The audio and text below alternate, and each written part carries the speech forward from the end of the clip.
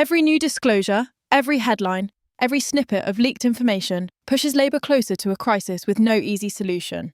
Rayner's courtroom admissions are not isolated. They are a catalyst, a spark that ignites questions of competence, loyalty, and integrity across the entire party. And as the pressure builds, one truth becomes increasingly clear. The longer Starmer hesitates, the deeper the crisis becomes, and the closer Labour moves to a point of no return. The scandal now has a life of its own. What started as a property valuation issue has metastasized into a full-blown political maelstrom. Starmer's leadership, once portrayed as steady and competent, now appears fragile and reactive, teetering under the weight of revelations that seem almost cinematic in their scope. Court filings show that Rayner's legal team meticulously orchestrated defences while simultaneously revealing the cracks in Labour's internal structure. Emails, memos, and internal warnings create a narrative of a party repeatedly told, "This is risky," and repeatedly choosing to ignore it. Starmer's silence, once a calculated political tactic, now looks like negligence, a decision that could cost him everything. The courtroom evidence paints Rayner not as a politician caught in an unfortunate circumstance, but as a player in a sophisticated game of strategy. Her property deals, trust fund reallocations, and financial engineering were executed with precision, showing an understanding of loopholes, legal frameworks, and timing that goes far beyond simple mistakes. And every move seems to have been communicated to key advisors, meaning that Starmer, the party leader, had visibility into the unfolding events. The filings don't just raise questions, they scream at the public and MPs alike. Why was nothing done? How did this go unchecked? The optics are devastating. Ordinary voters feel the disconnect acutely. While families across the country are forced to cut back on essentials, juggling rent, bills, and mortgages, the deputy leader of their own party is alleged to have been manipulating financial structures to facilitate property gains. The dissonance between Labour's public image and the courtroom revelations is stark. It's one thing for voters to tolerate mistakes, it's another to perceive calculated exploitation by those entrusted to fight for working-class interests. The headlines are already writing themselves. Labour deputy exposed. Courtroom revelations rock Labour leadership. Starmer's silence under scrutiny. And with every passing hour, the narrative tightens its grip, leaving Starmer in a position where defending Rayner equates to defending a scandal that may have no legal resolution in the public eye. Inside Labour, panic is palpable. Staffers and MPs are scrambling to assess the damage, questioning whether Starmer's political calculus has backfired. Whispers of betrayal, of internal warnings ignored, echo through the corridors. Frontbenchers are debating how long the party can survive this maelstrom. Backbenchers are contemplating whether their own positions are tenable if Starmer's credibility collapses further. Every new leak from the courtroom documents increases the pressure, forcing the party to confront the uncomfortable reality. Rayner's defence has become a weapon against the very party she represents. Meanwhile, the Conservatives are circling, sensing opportunity. Tory strategists understand the power of perception, and they know that the more the scandal is publicised, the less Starmer can control the narrative. Court filings have provided them with all they need. Evidence of valuations manipulated, trust funds redirected, warnings ignored, and internal communications suggesting premeditation. Starmer's attempts to maintain control over the story are being undermined by the very documents he cannot stop from circulating. Every day that Labour delays action, the Tories gain ground in the court of public opinion. The human element continues to amplify the scandal. Families watching these revelations unfold feel the sting of betrayal. They see a party claiming to champion fairness, equality, and working-class interests, while allegations show insiders leveraging financial knowledge and legal tools for personal advantage. The contrast is electrifying, and it ignites a sense of injustice that spreads beyond politics into public outrage. Social media buzzes with outrage, pundits dissect every detail, and the story begins to dominate news cycles in ways Labour cannot contain. Starmer is trapped between loyalty to his deputy and the need to restore trust, a trap with no easy exit. The legal documents themselves are a roadmap of strategy. One property overvalued at a critical time, trust funds shifted to fund other deals, valuations retroactively adjusted, each step calculated to create maximum gain and minimal exposure. Starmer's advisors reportedly flagged potential reputational harm, yet the filing suggests that these warnings never translated into decisive action. This is no longer just Rayner's story, it is Starmer's too. Every headline that ties him to ignored warnings erodes the perception of competence that has been his signature political asset. The pressure inside Labour escalates daily. MPs who once supported Rayner now question whether Starmer's protection of her has jeopardised the party's future.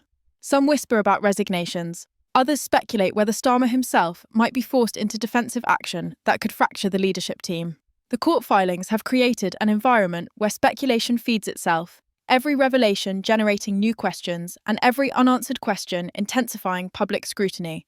Labour is caught in a spiralling crisis, one that grows exponentially with each leaked document. At the centre of it all is Starmer's dilemma: act decisively and risk internal collapse, or cling to Rayner and allow the scandal to continue to escalate. Either choice carries enormous consequences. The courtroom evidence doesn't just threaten Rayner, it threatens the stability of the party's leadership, the credibility of its message, and the loyalty of its MPs. And in politics, time is unforgiving. Delays are interpreted as weakness, silence as complicity, and hesitation as a lack of resolve. For Starmer, the stakes could not be higher. The party's electoral future, his political legacy, and public trust all hang in the balance. The storm isn't fading, it's intensifying. Each leaked court document acts like a new bolt of lightning striking the heart of Labour. Starmer's leadership is no longer just questioned, it is under siege. Every advisor, every MP, every staffer now sees the narrative clearly.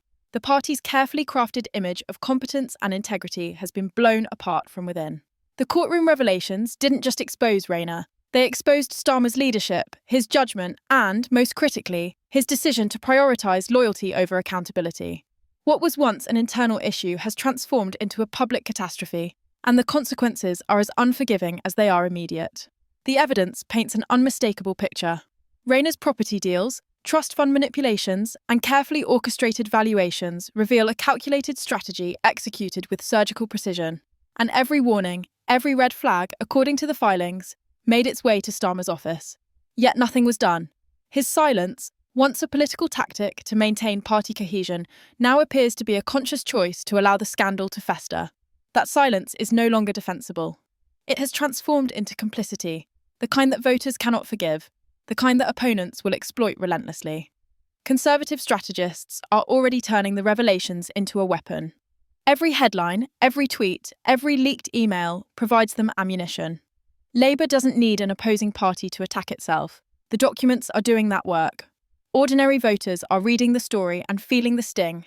Families struggling to survive while political insiders allegedly exploit loopholes and legal structures for personal gain. The optics are catastrophic, and the perception is clear. Starmer failed to act when he should have, protecting insiders at the expense of the public. In politics, perception isn't just reality, it's everything. Inside Labour, the crisis is fracturing the party from the inside. MPs whisper about betrayal, frontbenchers question leadership decisions, and backbenchers openly debate the possibility of resignations. Every day that passes without decisive action increases tension and threatens to implode the party from within. The court filings have set a timer, and with every new revelation, Labour is forced closer to the edge. Starmer is trapped between the necessity to act and the risk of internal collapse. Neither choice offers salvation. Cut Rayner loose and risk a civil war in the ranks, protect her and the scandal deepens, threatening public trust, party cohesion and electoral prospect. The human element continues to dominate the narrative. Families across Britain watching these revelations unfold feel betrayed. They see a party claiming to defend the working class, while allegations suggest insiders exploiting every financial tool available. The contrast between public promises and courtroom evidence is glaring, intensifying anger, distrust, and disillusionment. Labour's image as the party of fairness and accountability is being replaced by a narrative of secrecy, privilege, and moral compromise. The scandal's legal dimension adds yet another layer of pressure. The filings reveal potential tax irregularities, retroactive corrections, and financial manoeuvres that push the boundaries of legality. Revenue and Customs looms as a threat, potentially transforming the political scandal into a legal one. The court documents didn't just expose ethical lapses, they triggered a series of questions that could have real-world consequences. And the longer the leadership delays, the more the risk compounds. Starmer's inaction isn't just damaging perception, it could have tangible legal and political repercussions. As the story continues to unfold, the question at the centre of Westminster becomes clear. Can Starmer salvage his leadership, or has the combination of Rayner's courtroom admissions and his own inaction irreparably damaged the party? Every new headline, every leaked email, and every revelation ratchets up the pressure. The party's credibility, electoral prospects, and internal cohesion are all on the line. Voters are paying attention, and they aren't forgiving. Conservatives don't need to attack. The scandal is self-propagating, each court disclosure amplifying the sense of crisis and incompetence. This is more than a scandal, it's a turning point. Starmer's brand of competent, disciplined leadership is being tested in the harshest way possible, and the consequences extend far beyond Rayner or a single property dispute. The courtroom revelations are a mirror reflecting weaknesses, inaction, and the fragile reality of a party that may have underestimated the consequences of protecting its own. Labour's path forward is perilous, every choice fraught with risk, and the clock is ticking.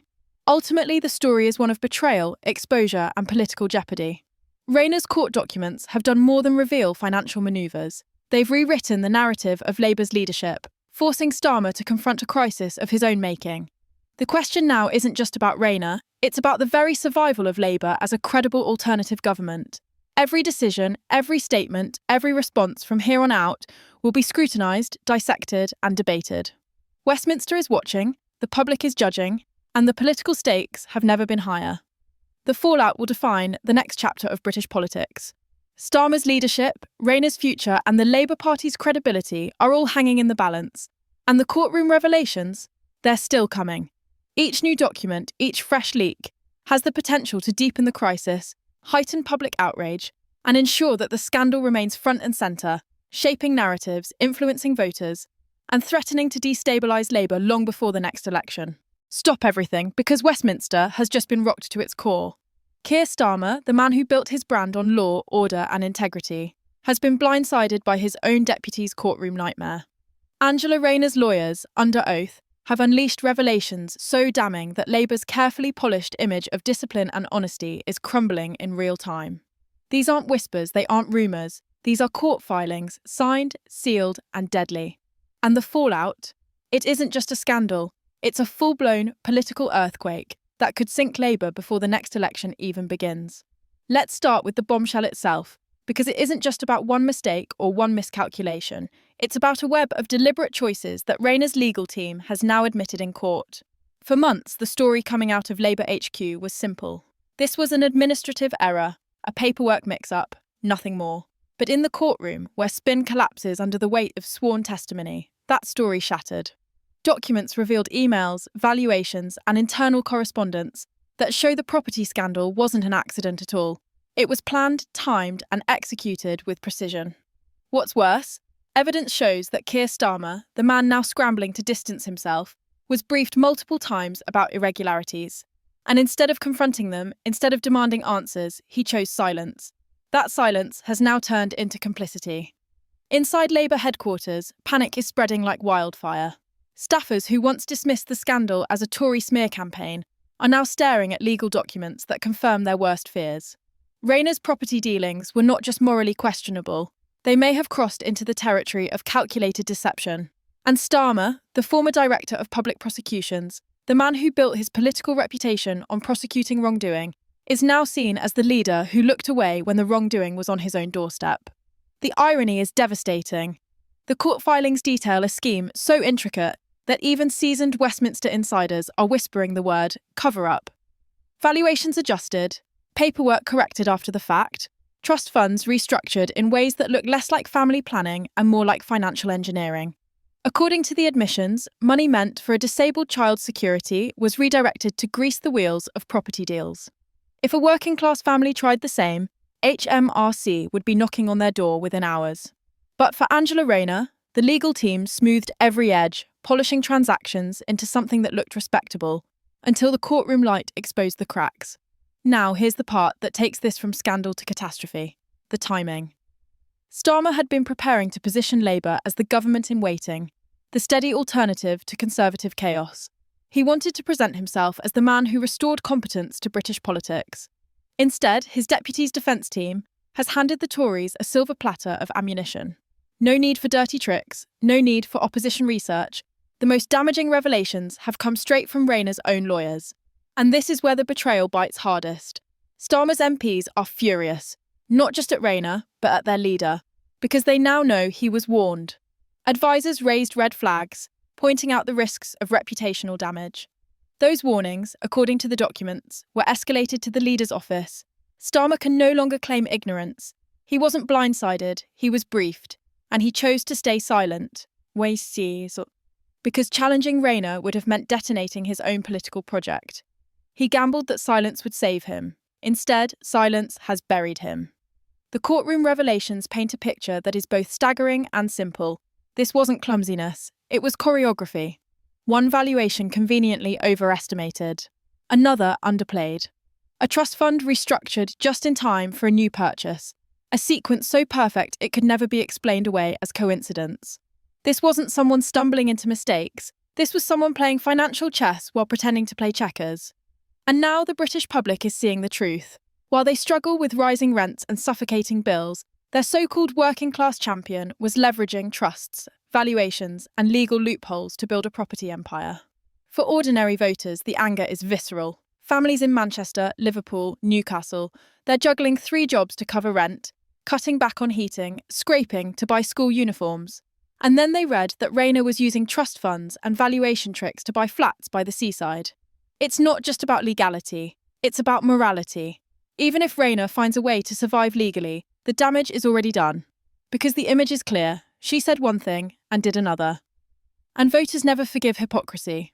The Conservatives don't even need to sharpen their knives. The story writes itself. Labour deputy, shady property deals, court secrets exposed. That's the headline, and it's lethal.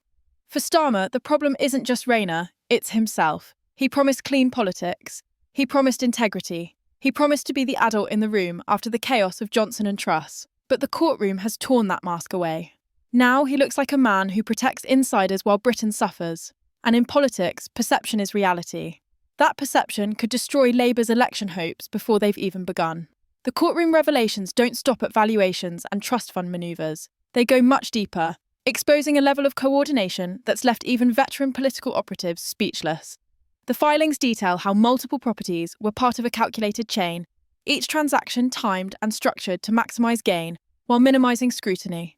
This isn't a story of a single error or a single misstep. It's a pattern, a blueprint for personal enrichment that runs across months, even years of decision-making. Emails obtained by the court show advisors repeatedly warning Rayner that the numbers didn't add up, that valuations were suspiciously convenient, that HMRC could, and likely would, come knocking if anything went wrong. Yet the response was the same every time. Double down, push forward, and ensure the system bends to your advantage. And Starmer? Every warning, every internal alarm allegedly passed through his office. He wasn't in the dark. He was a spectator, and according to the documents, a tacit participant. The image of Labour as a disciplined, law-abiding party is now being replaced by one of silence, inaction, and complicity. The leader who built his career exposing wrongdoing and prosecuting criminals is suddenly painted as the man who looked the other way while his deputy manipulated the system. The irony is brutal and unavoidable. Meanwhile, inside Labour, the mood is deteriorating fast.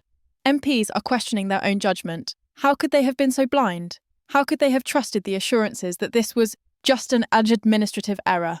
Backbenchers whisper of betrayal, of internal warnings ignored. Some frontbenchers are openly asking whether Starmer's loyalty to Rayner has come at the expense of the party itself. Rumours of resignations circulate, as each new revelation raises the stakes, turning what should have been a contained issue into a full-blown crisis that threatens to consume the party from the inside out. The court filings also expose an astonishing level of financial sophistication. Tax liabilities allegedly minimised, stamp duty calculations allegedly manipulated, and asset structures allegedly adjusted to channel money efficiently from one project to another, all under the guise of legal compliance. The words asset restructuring barely capture the audacity of the manoeuvres described. For ordinary Britons struggling to pay mortgages or rent, these revelations read like a betrayal of every principle the Labour Party claims to uphold.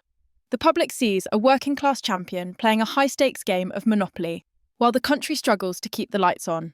The political consequences are immediate and severe. Conservative strategists are already exploiting every leak, every headline, and every detail that the court documents reveal. Starmer is caught in a dilemma that's impossible to resolve. Cut Rayner loose and risk a civil war within his party, an internal backlash that could destabilise the leadership for months. Protect her and allow the scandal to fester, giving the Tories a gift that requires no effort, only the patience to watch Labour implode. Every day that passes, every new document revealed, adds fuel to a fire that shows no sign of slowing. Even more damaging is the optics. Ordinary voters aren't reading spreadsheets, they're reading headlines and seeing pictures. They see a deputy accused of manipulating property deals, exploiting trusts, and bending rules, while the leader of the party appears paralysed. Starmer's carefully cultivated persona as a man of integrity, a reliable figure in turbulent political times, is being chipped away piece by piece. And in politics, optics are everything. When perception turns negative, no amount of internal justification can fix it. The courtroom revelations also reveal a startling degree of premeditation. One property, overvalued at exactly the right moment, funneled equity into another deal. Another transaction, timed to coincide with the restructuring of a trust fund, ensured that the public would never see the full picture until it was too late. Every step had a purpose, every document a calculated implication. This isn't the story of an ambitious politician making mistakes. This is the story of meticulous planning, executed with precision and, according to the court, under the watchful eye of those who should have intervened. Now Starmer faces a dilemma that could define his political legacy. Does he act decisively, risking internal upheaval and the wrath of his deputy? Or does he remain silent, hoping that the scandal will fade and that the public's attention will shift elsewhere? Either choice is a political nightmare, and every new leak adds weight to a narrative that portrays Labour not as a party ready to govern, but as a party riddled with internal contradictions, moral ambiguity, and unaddressed misconduct at the highest levels. The human element of the scandal cannot be ignored. Families across the country struggling to survive in an economy where rent, bills, and mortgages are escalating beyond control are now seeing a mirror of inequality played out at the highest levels of government. This is not just an abstract political scandal. This is a story of trust violated, of rules bent by those entrusted to uphold them. For voters, the contrast is stark and infuriating. While millions of Britons tighten their belts, political insiders allegedly exploit every loophole available, protected by layers of legal manoeuvring that ordinary citizens cannot access. As the court continues to release documents, each revelation compounds the pressure on Starmer. Emails showing that advisors had flagged issues months ago, filings revealing that valuation inconsistencies were deliberate, and explanations from legal teams attempting to justify the manoeuvres all contribute to a mounting narrative of failure at the top. Starmer's brand, built on credibility, reliability, and lawfulness, is being assaulted from multiple angles simultaneously. It is a perfect storm, and the eye of it is centred squarely on the Labour leader himself.